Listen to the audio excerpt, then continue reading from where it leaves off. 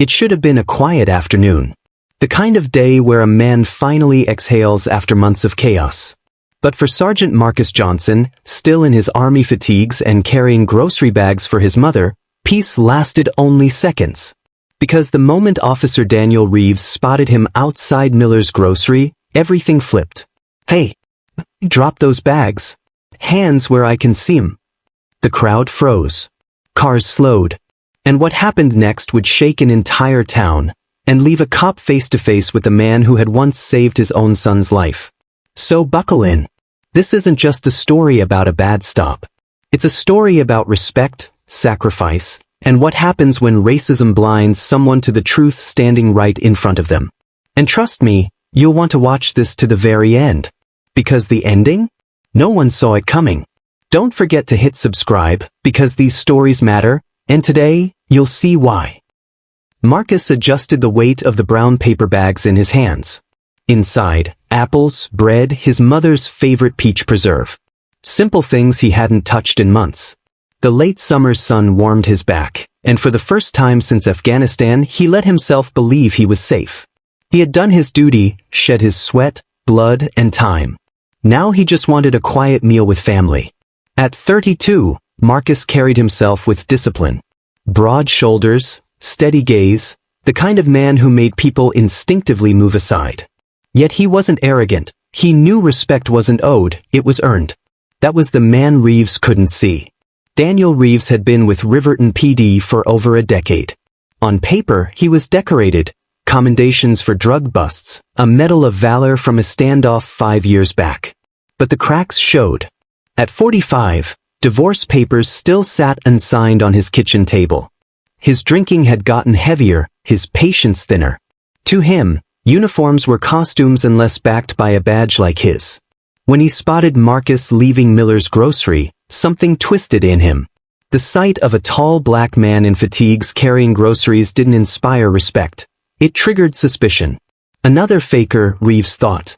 Playing soldier to earn pity. He threw his patrol car into park and stormed across the asphalt. "Hey, drop those bags. Hands where I can see 'em." Marcus turned, startled. The bags wobbled. "Excuse me?" Reeves squared his stance, one hand hovering near his holster. "You deaf? Drop it. Now." Marcus set the bags down carefully, eyes narrowing. "Officer, I don't want trouble. I'm just taking groceries home."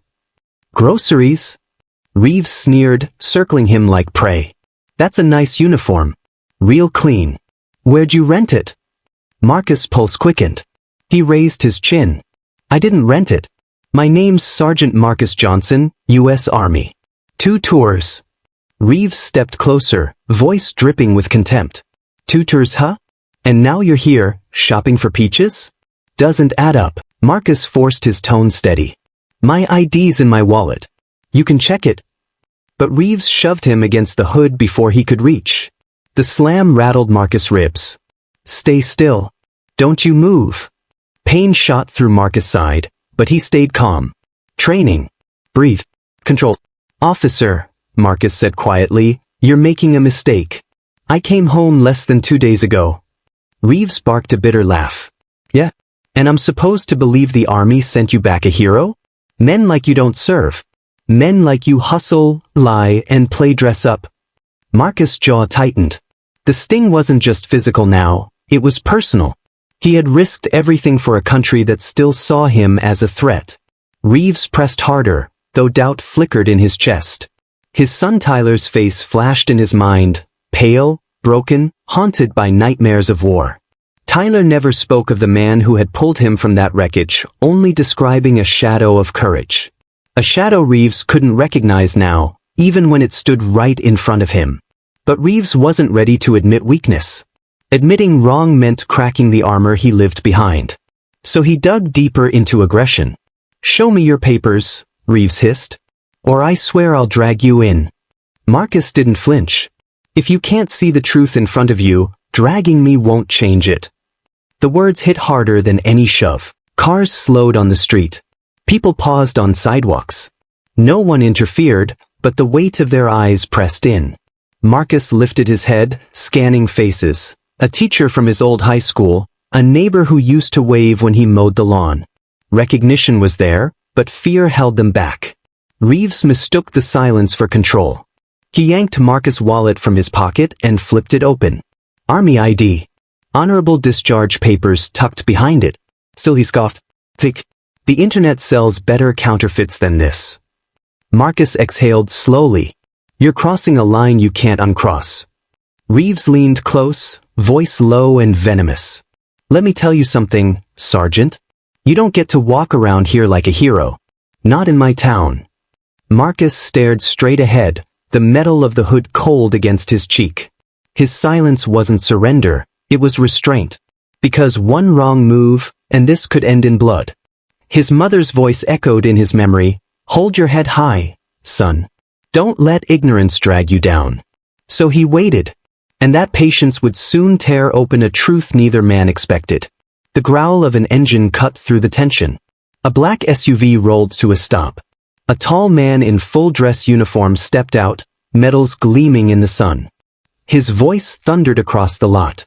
"Sergeant Johnson. Stand down. I'll handle this." Every muscle in Reeves' body locked. Authority radiated from the stranger's presence. And what he was about to reveal would flip everything Reeves thought he knew, about Marcus, about himself, and about the family he thought he was protecting. The black SUV's doors slammed shut in unison, and silence rippled across the parking lot like a dropped stone into still water. Out stepped Colonel David Harper, his dress uniform pristine, ribbons and medals catching the sunlight like shards of fire. His gait was deliberate, every step carrying the weight of 25 years of command. "Sergeant Johnson," Harper barked, voice cutting through the humid air, "stand down. I'll handle this." Marcus, pinned to the cruiser, shifted his gaze but didn't move. His breath came steady, measured, but his jaw tightened as if the restraint itself cost him. Reeves stiffened, his grip faltering before he caught himself. He forced a sneer to mask the tremor in his voice. "This doesn't concern you, sir. Step back. I'm detaining a suspect for impersonating military personnel." Harper's eyes narrowed. He stopped just a few feet away, close enough for Reeves to see the silver in his hair, the scars carved into his hardened face. "A suspect." His tone was razor sharp. "That man is Sergeant Marcus Johnson. 2 tours overseas. Commendations for valor. He is as real as the uniform on my back." Reeves blinked, stunned for half a beat, then doubled down. "Fake IDs are easy. A uniform and a story don't mean anything. Men like him—" "Careful, officer," Harper cut in, voice low but lethal. "Choose your next words as if your badge depends on them. Because it does." The tension thickened, heavy as storm clouds. Marcus stayed silent, his pride wounded but his discipline unbroken. His mind drifted to his last mission, dragging soldiers through dust and fire, the searing pain in his leg when shrapnel tore into him. He had survived nights where mortars screamed across the desert sky.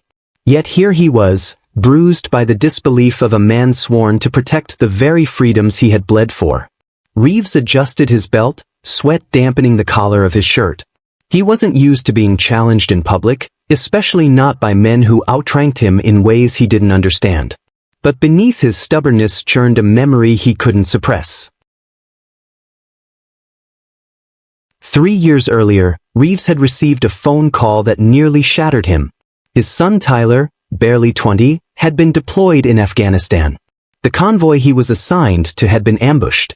For 20 agonizing minutes, Reeves believed he would have to bury his only child.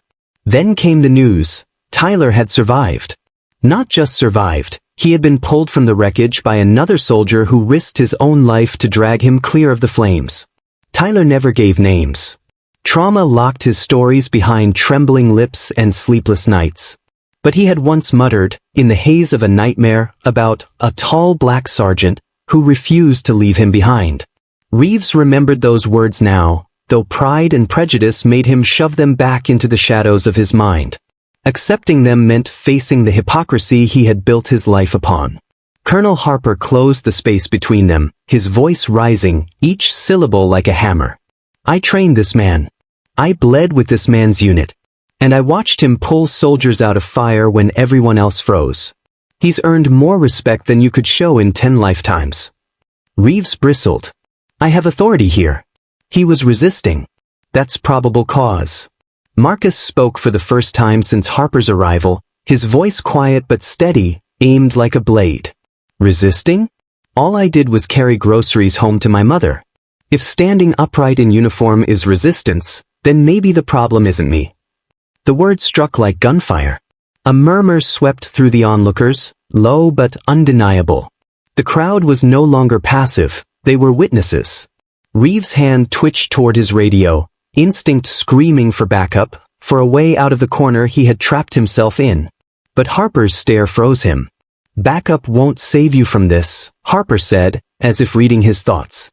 You've crossed a line that dishonors every officer who wears that badge for the right reasons. As Reeves faltered, Marcus's thoughts drifted backward, unbidden. He remembered the night in Kandahar, the dust choking his lungs, the screams of men pinned down under fire. Tyler Reeves had been one of them.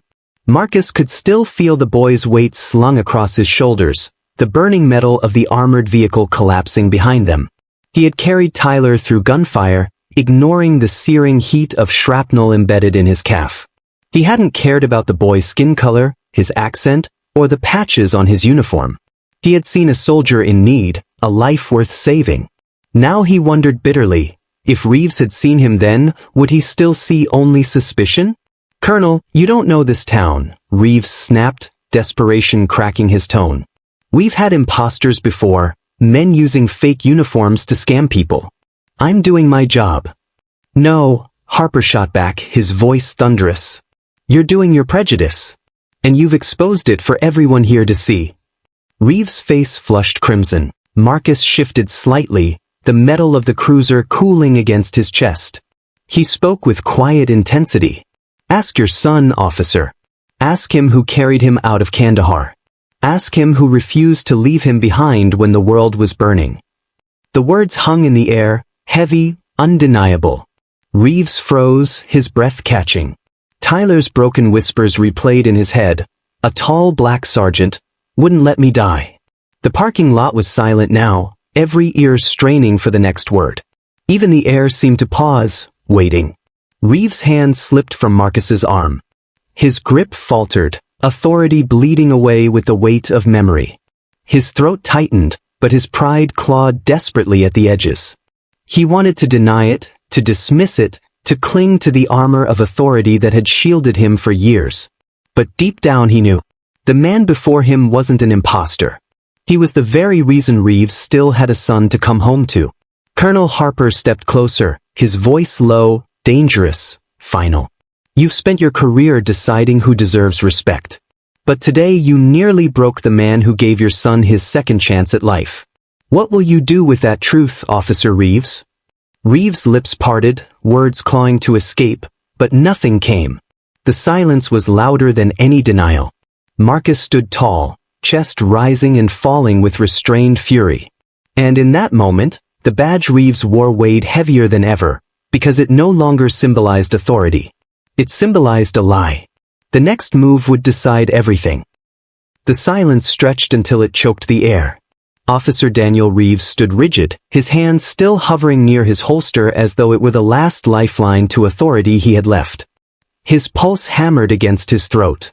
Colonel Harper's stare bore into him, unrelenting. What will you do with the truth, officer? Reeves swallowed hard. For years he had ruled Riverton's streets with a mix of barked orders and unspoken fear, his badge a shield, his word rarely challenged. Yet here he was, unraveling in broad daylight, his authority cracked by the weight of one soldier's calm defiance and another officer's unwavering testimony. He opened his mouth, but the words refused to form. Marcus Johnson stood silent, dignity carved into every line of his face. The contrast made Reeves feel smaller than he had in decades. In his mind, pride roared. Admit nothing. Double down. The department always closed ranks around its own.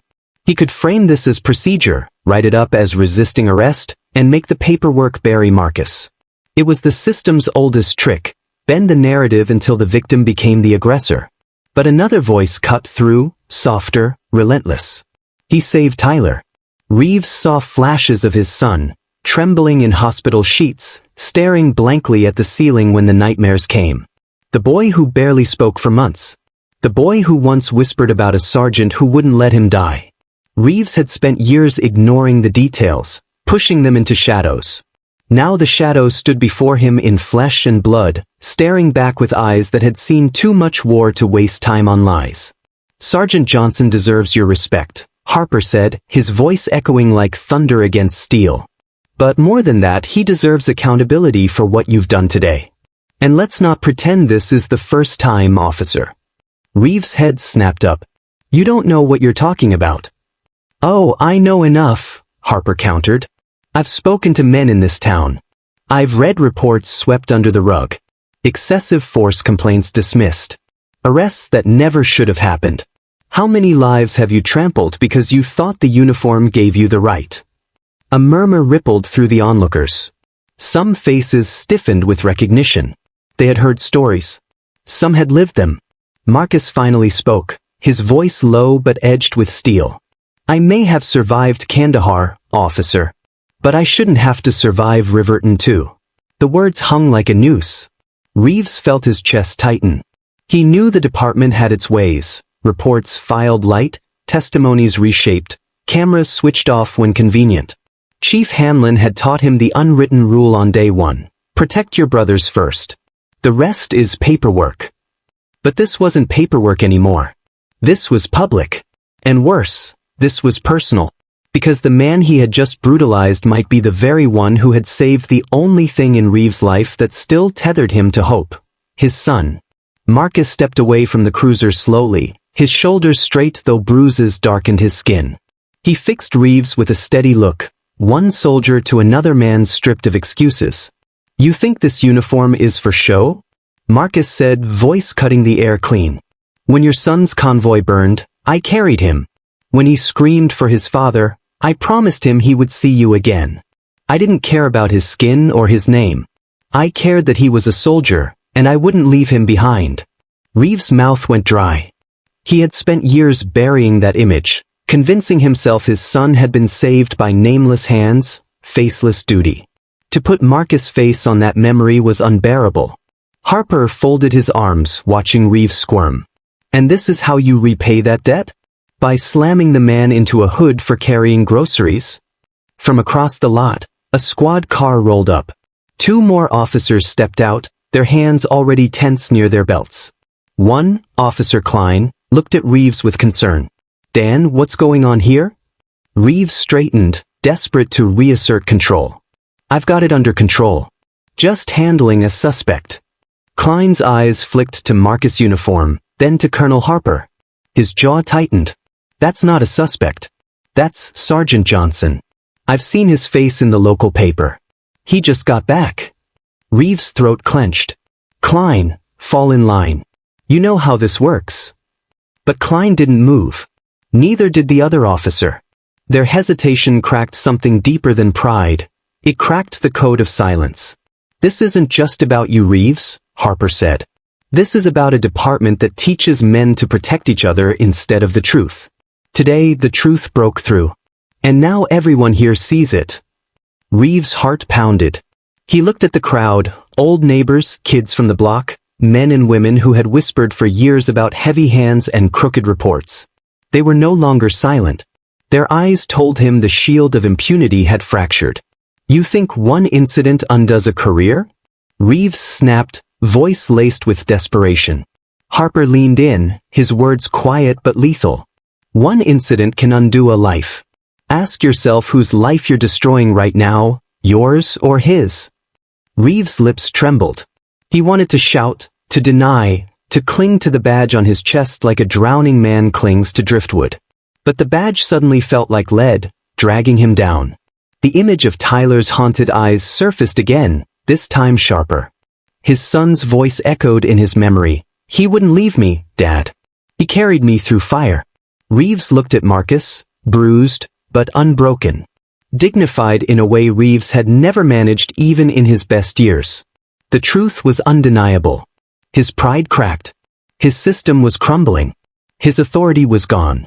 Reeves' voice came out low, hoarse, barely audible. If what you're saying is true, if you really saved my boy. Marcus cut him off, eyes sharp. Ask him yourself. Tonight. Then decide who the liar is. The crowd leaned closer, hanging on every word. Harper didn't flinch, waiting for Reeves to break. Reeves' hand hovered over his badge, the symbol of everything he had built and everything now slipping away. And in that moment, Daniel Reeves had to choose. Protect his pride, or face the corruption that had shielded him for years. Either choice would shatter the world he knew. The parking lot was still. The heat of the late afternoon clung to every surface, thick and heavy, as though the town itself was holding its breath. Officer Reeves' hand hovered near his badge, fingers trembling against the cool metal. For years, that badge had been his shield, his justification, his identity. Now it felt like a weight threatening to drag him under. Marcus stood tall, chest bruised, dignity intact. Colonel Harper stayed beside him, unyielding. The onlookers lingered, no longer casual witnesses but silent jurors. And in that tense circle, the truth demanded air. Reeves fumbled for his phone. His throat constricted as he dialed the number he knew by heart but dreaded to press. It rang twice before a weary voice answered. "Dad." Tyler Reeves sounded groggy, his voice still colored by the scars of war. Daniel Reeves' voice cracked. "Son, I need to ask you something. It's important." There was a pause. "What is it?" "There was a sergeant," Reeves said slowly. "In Kandahar. You once told me about him. Said he carried you through fire. Do you remember his name?" On the other end, Tyler's breathing shifted. A tremor of recognition cut through the line. "I told you before, Dad. Sergeant Marcus Johnson. He saved my life. I wouldn't be here without him." The words struck like thunder. Reeves' knees nearly buckled. He glanced at Marcus, who hadn't moved, eyes locked on him with a mixture of pain and expectation. "Tyler," Reeves whispered, voice breaking. "It was him. Just your..." Silence. Then Tyler spoke, quieter, heavier. "Then why does he sound hurt in your voice?" The question sliced deeper than any accusation. Reeves had no answer. He hung up, his hands shaking, his pride shattered. For the first time in his career, Reeves lowered his head. His voice rasped, carrying none of the authority he once wielded so easily. "I was wrong," he said. The words felt foreign, jagged, tearing at his throat as they came. "I saw a man and I judged him before I saw the soldier. Before I saw the truth. And I laid my hands on the man who saved my son." The crowd stirred, whispers blending into a low rumble. Marcus' voice cut through, steady but firm. "This isn't just about me. It's about every man and woman who walks these streets wearing the wrong color skin in your eyes. How many didn't have a colonel show up to defend them? How many didn't get to walk away?" Reeves shut his eyes. Images of names, faces, and reports he had buried clawed at him. Complaints dismissed. Voices ignored. Pride had called it strength. Now he saw it for what it was, corruption woven into his badge. Colonel Harper stepped forward. "Accountability, officer. It doesn't end with words." Reeves nodded slowly, his shoulders sagging as if a lifetime of weight had finally settled where it belonged. He unclipped his badge and placed it on the hood of the cruiser, the sound metallic and final. "I'll face whatever comes," he said quietly, "because I can't carry this lie anymore." The crowd inhaled sharply. Some muttered that it wasn't enough, that justice needed to go further. Others saw, for the first time, a man who had built his life on prejudice finally admitting it aloud. Harper's gaze softened, though his tone remained firm. "This doesn't erase what you did. But it may be the first honest step you've taken in years." Reeves nodded again, his eyes wet. For once, there was no defense. Only surrender. Marcus looked at the man who had pinned him to cold steel only moments ago. He felt the ache in his ribs, the sting of humiliation. But he also thought of Tyler, the young soldier who had clung to life in the smoke and sand, who had whispered for his father in the heat of battle. "I don't forgive what you did today," Marcus said, his voice firm. "But I won't let it break me. Because I didn't fight overseas to come home and fight the same war here. I fought so that men like your son,